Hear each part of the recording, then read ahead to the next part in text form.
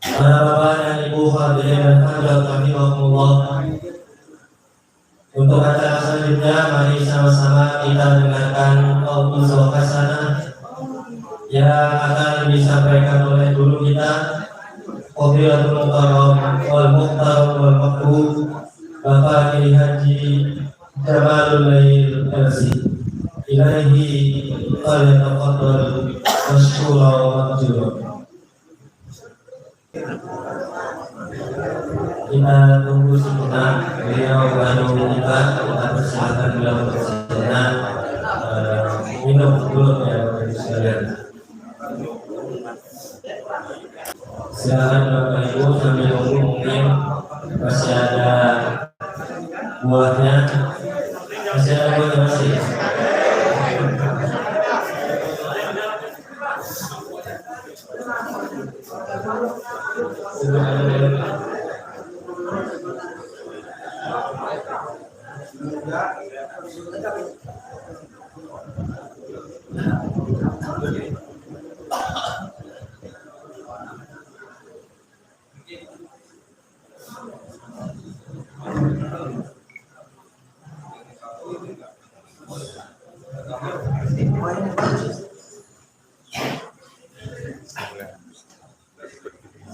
Assalamualaikum warahmatullahi wabarakatuh.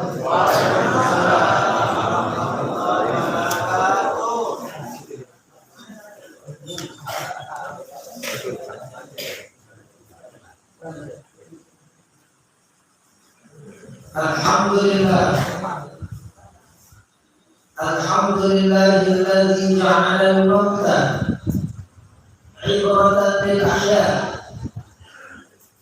Allahumma shalli wa sallim wa barik azim ala sayyidina wa habibina wa syafi'ina wa qurrati a'yunina wa maulana Muhammadin a'zamil makhluqati wa ashrafil anbiya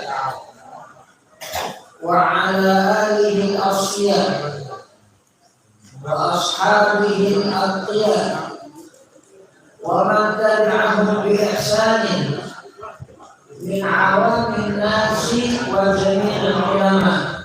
Amma ba'd. Yang saya hormati, saya muliakan para masyayikh, guru-guru kita. Pertama, guru kita Bapak Dr. Kiai Haji Hamdani Hidayat MA, guru kita Ustaz Haji Amin Mustafa Khalif, guru kita Ustaz Haji Muhammad Arif Rosyadi MA, guru kita Ustaz Haji Anwar Amin LC, guru kita Ustaz Asisuddin Yaqub SAG, guru kita Bapak Kiai Haji Muharram Iman SAG, guru kita Bapak Kiai Haji Abdul Fattah Sarjana Teologi Islam, guru kita Bapak Kiai Haji Anwar Amin LCMA, guru kita Bapak Kiai Haji Salman Amrullah SI Al-Habis Berapa? Berapa acara lagi?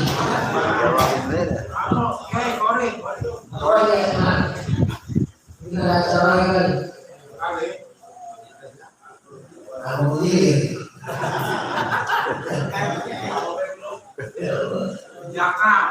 Iya benar. Maksudnya ya?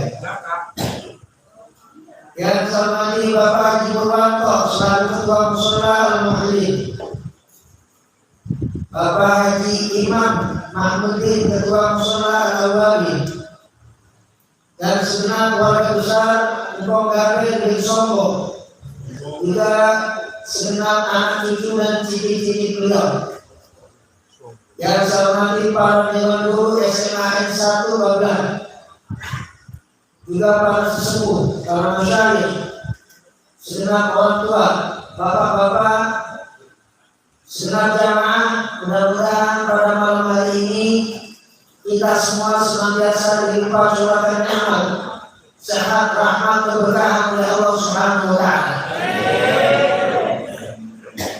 Alhamdulillah, bersyukur kita kepada Allah pada malam hari ini kita kumpul dengan niat utama, yaitu dalam rangka haul engkau gabel dan tentunya semangat orang tua yang saya yakin tadi namanya juga sudah disebutkan orang-orang. Kita doakan mudah-mudahan seluruh keluarga besar kaum gabel juga umumnya orang tua kita, keluarga kita, famili kita yang telah berpulang rahmatullah, kuburnya dilimpahkan maghfirah oleh Allah Subhanahu wa taala dan dijadikan semua kubur orang tua kita yang telah berpulang rahmatullah, keluarga kita yang sudah meninggal dunia dijadikan satu dari tamu surga Allah Subhanahu wa taala. Kita bacakan terlebih dahulu surah Al-Fatihah. Ala hadhihi wa ala kulli niyatin salihah wa ila hadrati sayyidina Muhammadin Mustafa Rasulullah sallallahu alaihi wasallam. Al-Fatihah. A'udzu billahi minasy syaithanir rajim. Bismillahirrahmanirrahim. Alhamdulillahirabbil alamin. Ar-Rahmanir Rahim. Maliki yaumiddin. Iyyaka na'budu wa iyyaka nasta'in. Ihdinas siratal mustaqim. Siratal ladzina an'amta 'alaihim ghairil maghdubi 'alaihim waladdallin. Amin.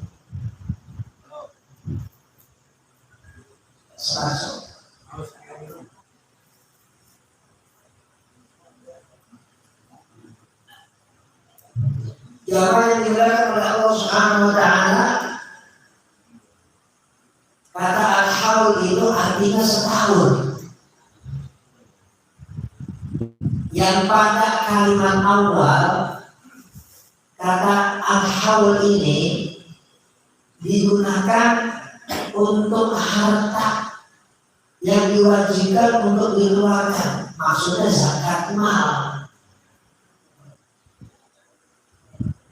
Ya, ada istilahnya wajib dikeluarkan setahun sekali.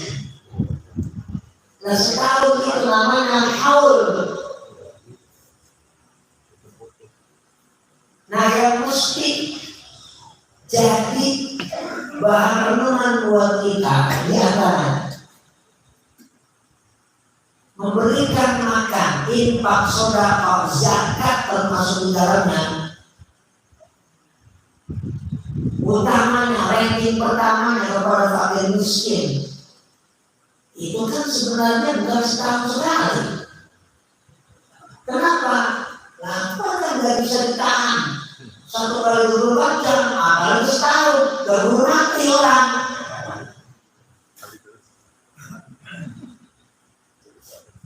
Nah, begitu juga kalau haul seperti malam hari ini, kan intinya kita mendoakan yang sudah meninggal dunia. Emang mendoakan orang meninggal dunia selama sekali? Kan jawabannya enggak. Seperti zakat yang isinya harta, kita berikan utamanya kepada fakir miskin, tidak sebenarnya tidak sama sekali. Apalagi yang sifatnya wajib nafkah.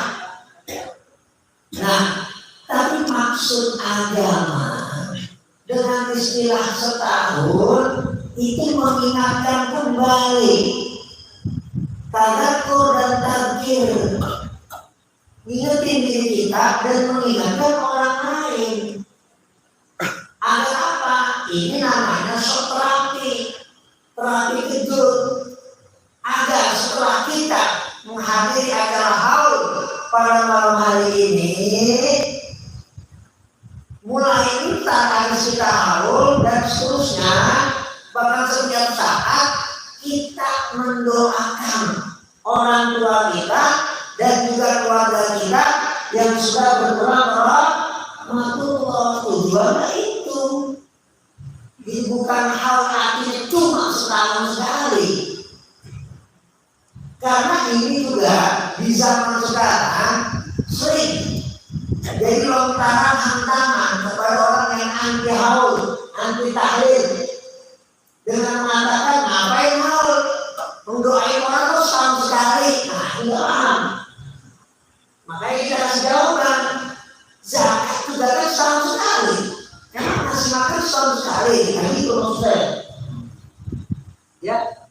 Nah, ini penting buat kita hadir pada malam hari ini bukan cuma untuk keluarga besar dari keluarga, tapi buat kita yang semua hadir pada malam hari ini yang pastinya siapapun dari kita pasti punya orang tua, pasti punya keluarga, baik yang masih ada atau yang sudah meninggal dunia. Nah, karena hikmah haul seperti pada malam hari ini menunjukkan ajaran Islam yang sungguh luhur juga agung. Apa? Bentuk silaturahmi. Ternyata bicara menabung itu bukan sebatas untuk orang yang masih hidup saja, tapi juga untuk orang yang sudah meninggal dunia. Hadisnya, ada riwayatnya.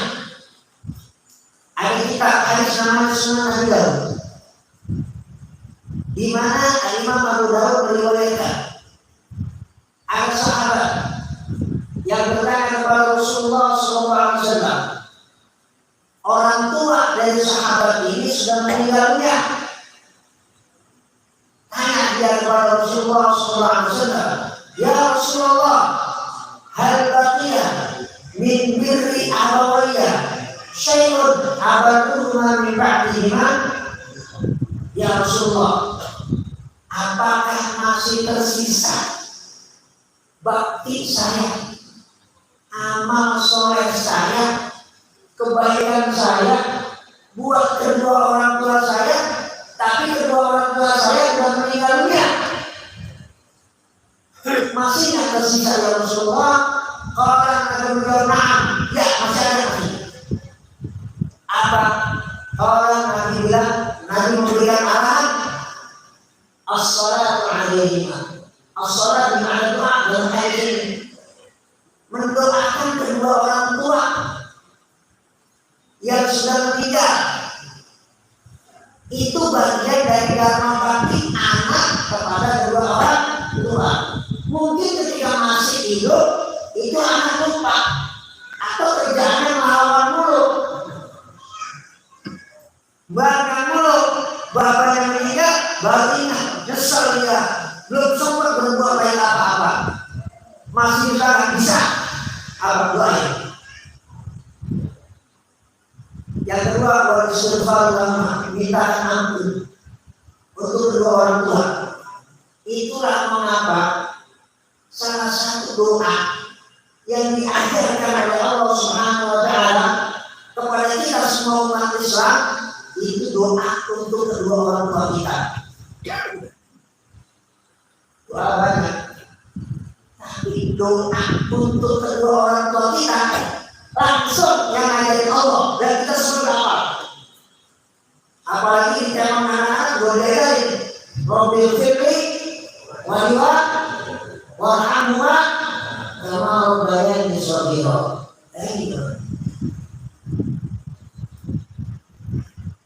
Doa diajarin. Kenapa? Karena bakti kepada orang tua itu sangat penting. Kita ibadah luar biasa, sholat termasuk sholat malam, puasa wajib termasuk puasa sunnah, tapi durhaka sama orang tua habis amal kita semua yang hadirin. Enggak boleh sama orang, orang tua pelit, kagak ada nilai dari Allah Subhanahu wa Ta'ala. Ada orang yang begitu? Mana?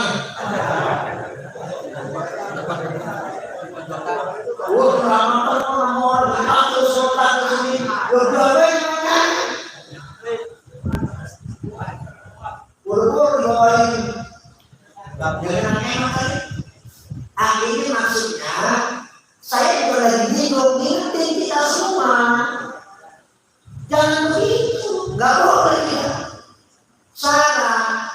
Secara prioritas orang tua, setelah itu keluarga dekat, keluarga jauh, tetangga, dan semua kaum muslimin dan muslimat. Ini penting buat kita. Ya. Yang ketiga, wa infaqu ahima, melaksanakan janji atau wasiat keduanya. Ketika meninggal dunia, pesan apa tuh orang tua? Laksanain, kerjain. Termasuk misalnya menunaikan utang dan lain sebagainya. Yang keempat, wasilaturahmi minalilatu sholila lima. Kita membangun tali silaturahim. Dulu orang tua siapa aja kerabatnya, siapa aja yang dekat orang tua kita. Orang tua kita sudah tua sama siapa, mau guru-guru sana, anak cucu ikut nyambungin. Jangan putus, mati obor. Nah, ini pesan bagi Nabi Muhammad Sallallahu Alaihi Wasallam berkaitan dengan keluarga, dengan orang tua. Buat kita semua termasuk buat saya. Ini penting karena malam hari ini kita tahu awal biasanya orang tua, engkau nenek, kakek, bapak, ibu yang cantik. Ini terbantu. Apalagi kalau itu berkaitan dengan guru kita yang kita peringati halnya. Bapak-bapak dan jamaah yang dimuliakan oleh Allah Subhanahu wa Ta'ala, itu yang pertama dan itu yang utama. Yang kedua, ada pesan hal juga buat kita. Apa itu pesan mati? Nah, yang menarik begini, Quran itu memberikan istilah mati dengan berbagai ungkapan. Ada apa begini? Wa'bud rabbaka hatta ya'tiyakal yaqin. Sembahlah kamu daripada kepada Allah Subhanahu wa Ta'ala sampai datang kepada engkau keyakinan. Semua pakar tafsir sepakat. Yang dimaksud sampai datang kepada engkau keyakinan ayat al-maut, kematian. Kenapa? Mati pasti. Bisnis, goal atau ada kemungkinan. Ya, usaha dapat untung atau dapat rugi kamu. Nah, tapi kalau memang mati, kepastian, niscaya. Maka disebut dalam Quran keyakinan. Padahal maksudnya kematian. Kok Quran kenapa sih pakai menyebut kematian pakai keyakinan? Bukan orang tidak tahu kalau mati. Quran menyebut mati dengan keyakinan untuk memberikan pesan bahwa banyak orang Islam yang masih hidup tapi nggak punya persiapan. Apa yang orang lagi tahu persiapan tahu,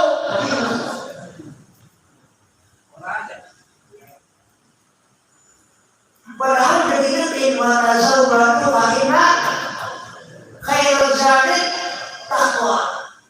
Meskipun dia udah haji belum tentu punya persiapan mati.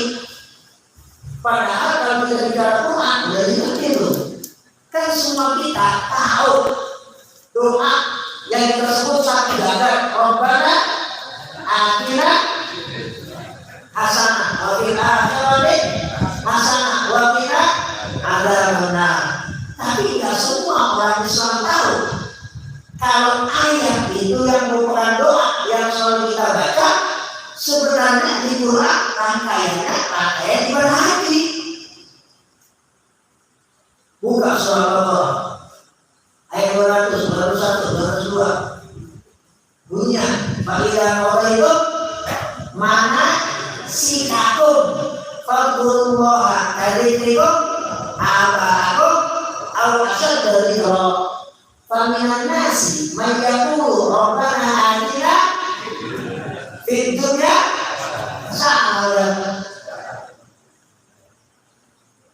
Faminan nasi may yaqulu rabbana atina fid dunya wa ma lahu fil akhirati min khalaq. Baru wa minhum man yaqulu rabbana atina fid dunya hasanah wa fil akhirati hasanah wa qina adzabannar. Ulaika lahum nasibun mimma kasabu wallahu sari'ul hisab. Ayat itu yang sering kita baca ternyata rangkaian ibadah haji yang sebelumnya lagi marahi dan ibadah semua lumayan saya bersalin takwa bertakun yang melibatkan. Kenapa? Karena bicara siapa yang selamat dunia akhirat nggak mesti haji dulu. Kenapa? Haji yang sudah dilaksanakan 1, 2, 3 atau berkali-kali nggak jaminan di dunia hasanah atau di akhirat hasanah nggak jamin. Jadi bapak-bapak ya yang ada di sini, misalnya ada yang belum haji, jangan kecil hati agamanya nggak sempurna atau belum sempurna karena belum haji. Nggak ada. Yang haji pun belum tentu sempurna agamanya di dunia hasanah atau di akhirat hasanah. Ini apalagi kita baca banyak hadis ya, banyak ibadah yang kalau kita amalkan bagi yang belum haji dapat kehormatan, dapat kenikmatan, dapat predikat haji yang sempurna. Tamati umroh yang sempurna, tamati. Di antaranya siapa? Orang yang melaksanakan sholat subuh.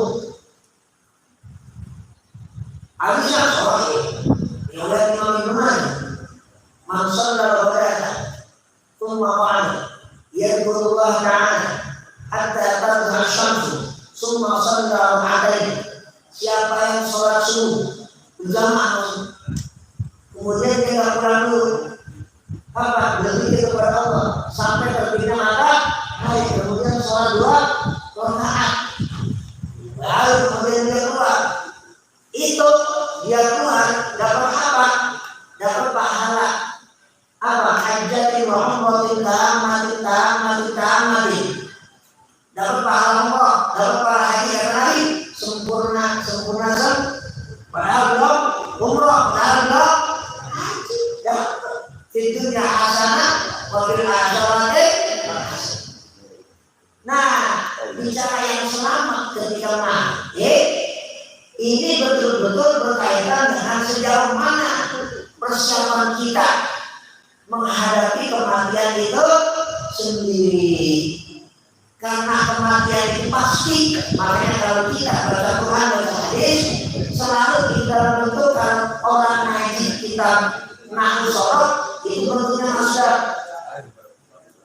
Ya, kullu nafsin dha'iqatul maut. Setiap yang punya jiwa pasti mengalami kematian. Aina takunu yudrikumul mautu walaupun fi burujin musyayyada. Kenapa? Kok kalau kita baca Quran, baca banyak hadis Rasulullah SAW, kok kalau diingetin mati itu bentuknya masdar, bukan fi'il madhi, bukan fi'il qad. Masdar itu bentuk yang bisa kemana-mana. Makanya pakar nahu memberikan penjelasan menurut ulama Basrah akar kata dalam bahasa Arab itu masdar. Ulama Kufah fi'il madhi. Ya, karena masdar itu sesuatu yang sifatnya bisa kemana-mana dan bisa pasti sumul. Nah, mati itu bisa kemana-mana. Memang ada orang kaya punya uang miliaran sembunyi nyawa. Ada? Karena aku mau tenang, lebih banyak mati belum sebelum kalanya mereka jalan-jalan. Ya, nggak milih. Ya, siapa aja bisa mengalami itu. Makanya kita diingatkan. Makanya Rasulullah SAW memberikan satu nasihat dalam riwayat Imam Tirmidzi, akhiru dikrohati biladah. Perbanyak oleh kalian mengingat penghancur segala aladat dari mata. Maksud Rasulullah SAW, yakni al-maut. Maksudnya apa? Iya. Itulah yang menghancurkan segala nikmatan. Siapapun akan menghampiri dan dihampiri oleh yang namanya kematian. Malam hari ini sudah hadir semua yang muda, yang tua, selamatan, yang bermatang atau yang makan. Ya, jangan lupa kita semuanya cepat atau lambat pasti mati. Kita mohon kepada Allah SWT, kita mohon kepada Rasul. Ini juga salah satu hikmah Allah, termasuk pada malam hari ini.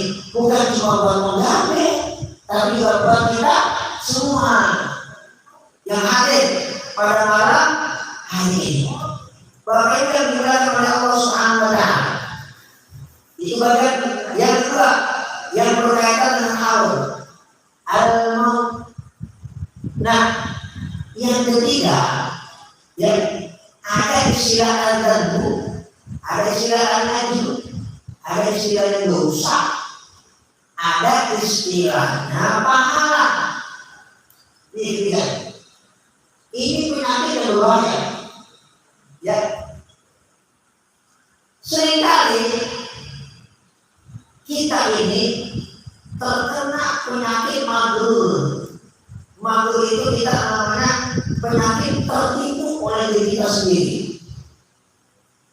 Kalau tertipu sama yang jelek itu memang biasa.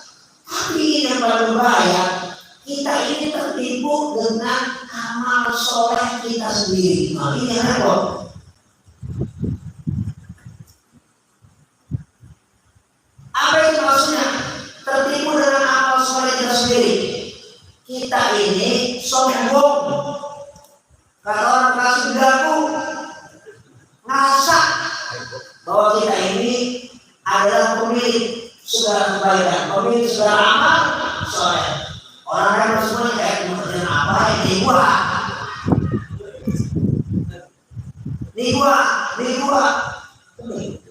ya. Karena gini, kita meyakini Rasulullah SAW. Di akhirat nanti ada orang yang disebut oleh Rasulullah SAW namanya al-muflis, orang yang bangkrut. Nih buat saya itu. Kalau kita yang disebut bangkrut itu orang yang tadinya punya harta terus nggak punya bagi kita. Tapi menurut Allah Subhanahu wa Ta'ala, orang bangkrut itu bukan berkaitan dengan harta banyak, bukan. Tapi orang yang datang menjumpai Allah Subhanahu wa Ta'ala dengan pedenya dia, kata dia sudah punya segala amal soleh, puasa, sholat, infak, sedekah, zakat dan amal-amal lainnya. Di hadapan Allah Subhanahu wa Ta'ala diponis jong, nol. Apakah dengan sejarah? Ya, ini masalahnya ribet urusannya, bukan KPK. Nah, ini buat kita semua. Ya, hati-hati nih. Ini iblis udah paling besar kalau kayak begini. Nah, kita ini harus ikhtiar, berhati-hati. Jangan sampai kita sudah berbuat baik menurut kita, tapi di hadapan Allah Subhanahu wa Ta'ala sifat ini hampa, nggak ada apa-apa. Loh, ini bukan termasuk orang biasa loh. Jangan salah, termasuk buat ulama. Zaman saya ini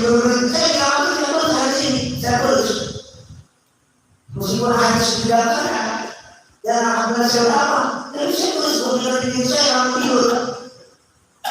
Jadi di akhirat itu pertama kali ada seorang alim datang kepada Allah Subhanahu wa taala. Bagaimana seorang alim? Apa berdoa? Ya, syekh. Orang lain kata Allah Subhanahu wa taala ini hadis dari Imam Muslim. Kamu bilang apa yang dia? Kata Allah Subhanahu wa taala, itu orang alim berdoa, ya Allah. Saya bilang aja ini kepada orang lain. Tidak dari kau sudah aku lakukan ya Allah. Katanya berapa orang lain? Allah bilang kepada orang lain, mama satu orang lain, sebelum orang yang lain. Ya, sebelum orang yang lain, sebelum orang biasa. Kata Allah Subhanahu wa taala kepada dia, kadzabta, kamu dusta. Alam tanas la ilaha dari hati. Kamu ada orang bukan tahu kata Allah Subhanahu wa taala. Bal qala ta'ala. Kamu ngajak Allah kepada dia orang lain. Bukan aku. Kamu ngajak biar kamu dipanggil, kamu itu orang lain. Kamu dosa, kamu kiai, kamu dosa. Dosa. Apa? Kalau pingsan kiai. Itu Allah yang ngomong itu dari kapan nanti. Itu harus aku nilai manusia. Kamu ngajar, kamu bertablik, kamu bersama, kamu ini itu bukan karena aku, mungkin karena amplop, mungkin karena pengen dibilang ini, pengen dihormati, masalah yang tahu itu kayak sendiri. Tapi Allah yang bilang kamu dusta. Kamu itu ngajar, pengen di alam berkomunikasi.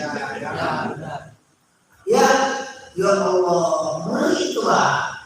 Ini saya menasihati diri saya sendiri dan kita semua. Maka Rasulullah SAW. Nah ini majelis haul di negeri kita semua. Karena banyak orang yang sudah berakhir.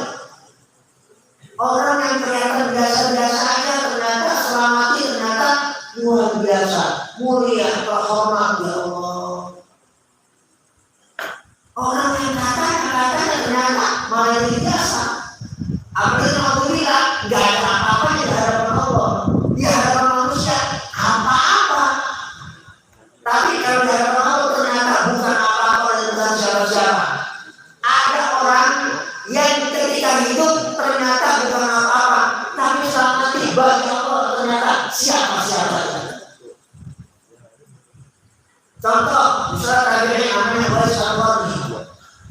Wais Al-Qarni masih hidup makmur. Dari kata orang dicuekin orang. Tapi ini orang masyhur di sana, masyhur di langit. Siapa itu? Wais Al-Qarni. Ya, waktu itu dicuekin orang. Hadis ini kita udah baca. Kalau di Majlis Nusantara pas saya ngajar malam Sabtu, kita baca kitab Al-Mustadrak Al-Sahihain, tulisan Imam Hakim. Begitu baca hadisnya. Ada orang dan ada orang-orang yang ketika di dunia tidak dikenal orang lain, tapi mati dikenal Allah. Ada orang yang ketika hidup dikenal, tapi ketika mati ada dikenal Allah. Maka jangan tertipu dengan urusan dunia. Itu dibuat kita dosa. Tetap apapun yang kita lakukan itu karena Allah. Kita semua misalnya nih, Bapak Ibu Saudara, ya ada yang nggak pernah musola, itu musola mana? Kamu di sana nih, terus hatinya tergerak untuk apa? Untuk ibadah musola. Ya Allah, saya kemarin mau jadi musola lain, misalnya. Sekarang waktu saya mau ibadah musola. Itu orang mau ibadah bukan pada tantangan, ada tantangannya. Baru masuk ke pintu musola ini, ada yang sering, itu beda. Ini kalau